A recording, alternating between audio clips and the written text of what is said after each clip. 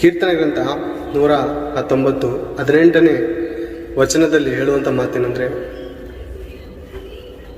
ಯೆಹೋವನೇ ನನ್ನ ಕಣ್ಣನ್ನು ತೆರೆ, ಆಗ ನಿನ್ನ ಧರ್ಮಶಾಸ್ತ್ರದ ಅದ್ಭುತಗಳನ್ನು ಕಂಡುಕೊಳ್ಳುವನು ಅಂತ ಹೇಳ್ತಾರೆ. ಅಂದರೆ ದಾವೀದನು ಕೂಡನಾಗಿದ್ನ ಅಂತ ಹೇಳಿದ್ರೆ ಕೂಡನಲ್ಲ ಆತನು.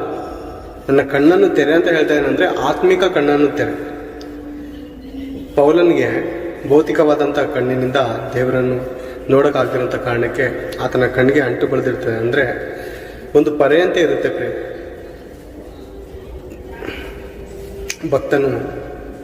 ಭಕ್ತನಿಗೆ ದೇವರು ದರ್ಶನ ಕೊಟ್ಟು ಪೌಲನ ಬಗ್ಗೆ ಕಳಿಸುವಾಗ ಆ ಪರೆ ಬೀಳುತ್ತೆ ಪ್ರೇಮ, ಭೌತಿಕವಾದಂಥ ಪರೆ ಪ್ರೇಮ.